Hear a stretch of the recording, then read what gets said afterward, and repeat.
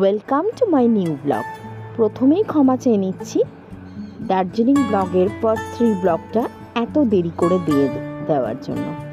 তো প্রথমেই আমি ক্ষমা প্রার্থী রইলাম আপনাদের কাছে। আমি তিনচুলো থেকেই শুরু করলাম। তো তিনচুলের হোটেল থেকে আমাদের এবার দার্জিলিংয়ে যাওয়ার পালা। এই অবধি আমি ব্লগটাকে কন্টিনিউ করেছিলাম, তারপর আর পারিনি। তো চলো তাহলে শুরু করা যাক। তো আমাদের এই তিনচুলে হোটেলটার সামনে পুরো ছিল পাহাড় বিস্তৃত এবং সরু সংকীর্ণ রাস্তা, এবং হোটেলে যারা ছিল তারা বলছিল এই রাস্তায় নাকি অনেক সময় হিংস্র প্রাণীদের আনাগোনা দেখা যায়। তো যাই হোক, আমরা এবার তিনচুলোকে টাটা বাই বাই জানিয়ে এবং দার্জিলিং যাওয়ার প্রস্তুতি শুরু করলাম। এই দেখো, এটা হচ্ছে আস্থা হোমস্টে, এখানেই আমরা ছিলাম। তো অসাধারণ ছিল ওদের গেস্টিও। আস্থা হোমস্টে, ওদের একটা বাচ্চা মেয়ে আছে, ওর নামেই, বাচ্চাটার নামই ছিল আস্থা। ওর সাথেও আমার খুব ভালো আলাপ পরিচিতি হয়েছিল এবং ভীষণ ভালো লেগেছিল। তো আর এই যে একটা ঝর্ণা কুলকুল শব্দে বয়ে চলেছে, আমি আগের ব্লকেও বলেছিলাম, ওরা বলেছিল এই কারণে সবাই আস্থা হোমস্টেতে উঠতে চায়, কেননা এই ঝর্ণার আওয়াজটা একটা থেরাপির মতো কাজ করে এবং ঘুম প্রচণ্ড নাকি ভালো হয়। তো এই দেখো, এখানে ইভান আর আমি তোমাদের সাথে কথা বলছি, আর ইভানও একটু ক্যামেরায় আসতে চাইলো, তাই দেখিয়ে দিলাম। তো খুব খারাপ লাগছিল, কিন্তু অবশেষে দার্জিলিংয়ের পথে যাত্রা শুরু করলাম। তো আমরা সকলেই জানি পাহাড়ের রানী দার্জিলিং সত্যি অসম আর অসম, এত সুন্দর জায়গা। তো এইটা হচ্ছে একটা সেলফি স্পট বলতে পারো। এখানে সবাই ফটোগ্রাফি এগুলোর জন্য এসে অনেক ফটোগ্রাফি করছিল। তো আমরাও তাদের দেখা দেখি একটু ওখানেই ফটো শ্যুট করলাম। তো এখানটায় যে কোনো ফটোই ভালো হবে। তারপর ভাবলাম যে ওয়াই নট, কেন এখানকার যে রিচুয়ালস অনুযায়ী এখানকার যে পোশাকগুলো পরে একটু রিলস বা একটু ফটোগ্রাফি করলে খারাপ হয় না। তো আর এখানে এই মিষ্টি পুচকুগুলোকে দেখে জাস্ট কি বলবো, এত মিষ্টি লাগছে। আর আমার বাড়ির পুচকুটার কথা মনে পড়ছিল, এত এত কিউট লাগছিল এদেরকে। আর এই পুচকুটাকে তো দেখতে, মানে এইদিকে যে পুচকুটা ছিল white and black and white, ওটা ঠিক আমাদের অরিওর মতো মিষ্টি। হ্যাঁ, ওদেরকে ছেড়ে যেতে মনই চাইছিল না। তো তারপরে আমরা ওই স্পট থেকে চলে এলাম একটা পাইন ফরেস্টের দিকে। ভীষণ সুন্দর এই জায়গাটা, এতটা নীরবতা ছিল, মানে কি বলবো, যেন একদম স্বর্গসুখ, পৃথিবীর সকল শান্তি বোধহয় এখানেই বাঁধা ছিল। তো এখানে আমার মা, শাশুড়ি মা দুজনেই বসেছিল তাদের গোপালকে সাথে নিয়ে। আর হ্যাঁ, অবশ্যই আমারও গপু সোনা। তো আমি বললাম তাহলে তোমাদেরও গপু সোনারও একটু ফটোশ্যুট করা যাক। আর এই যে পাইন ফরেস্টের ভিডিও করছিলাম আমি।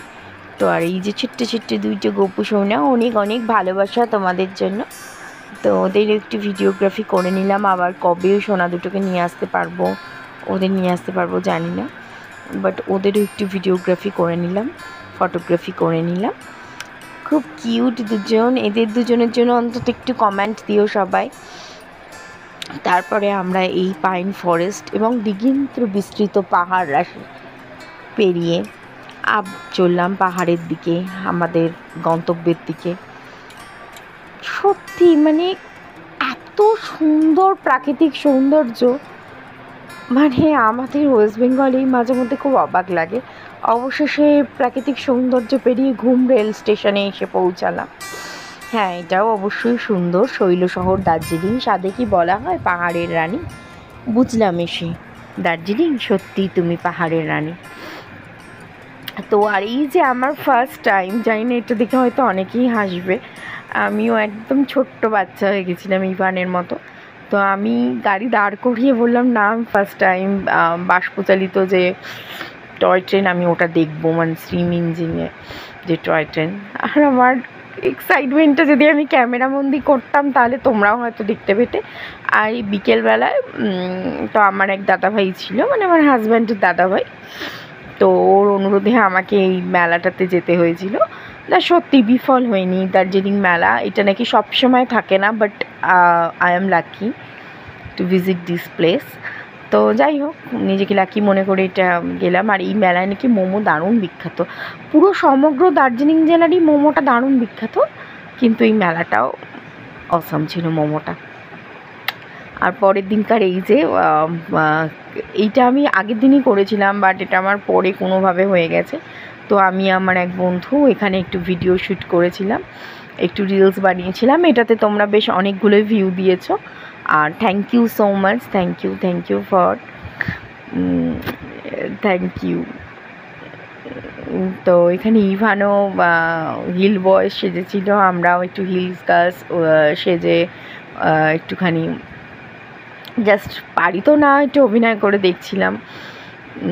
আর পরের দিন আমরা চলে এসেছিলাম দার্জিলিং জুতে।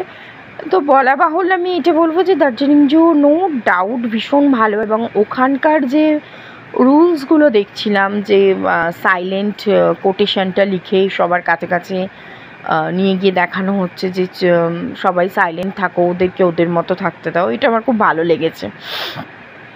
আর এই যে এটা একটা মাউন্টেন ট্রেনিং সেন্টার, তো এখানে যারা মোটামুটি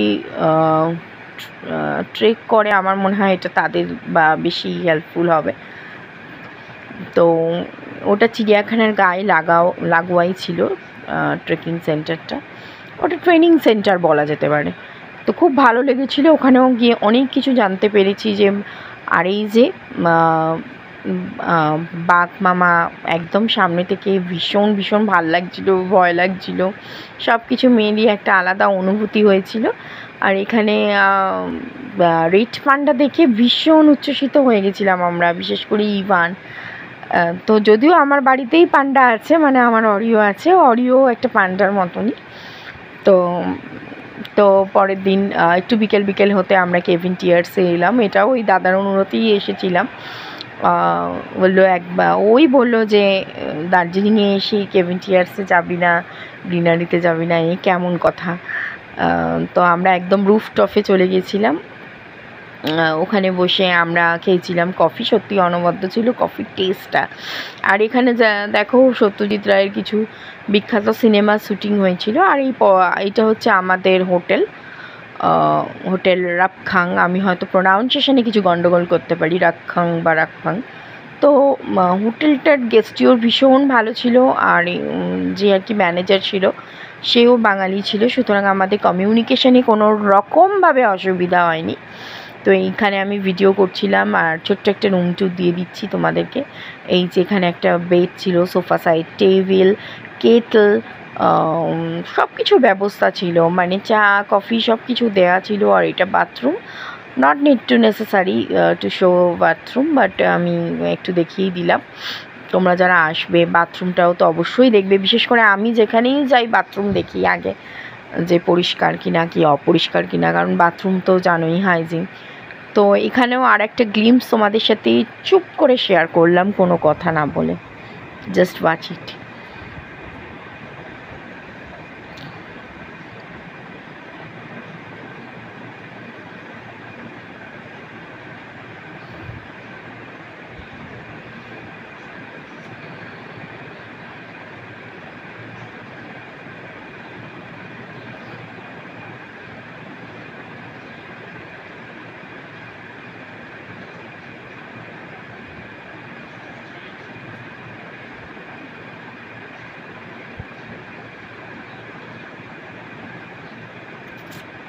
আর আমিও এখানে একটু ঢং করে একটু ফটোগ্রাফি করলাম। না সত্যি এটা ঢং ছিল না, এটা সত্যি আমি এভাবে অক্সিজেন নিয়েছিলাম।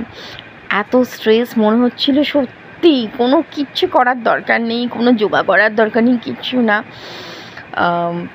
জাস্ট এখানে মাসে একবার করে যদি আসা যায়, অবভিয়াসলি তুমি স্ট্রেস ফ্রি, অ্যাংজাইটি ফ্রি হয়ে যাবি, মানে এটা আমার তরফ থেকে একদম 100% গ্যারেন্টি।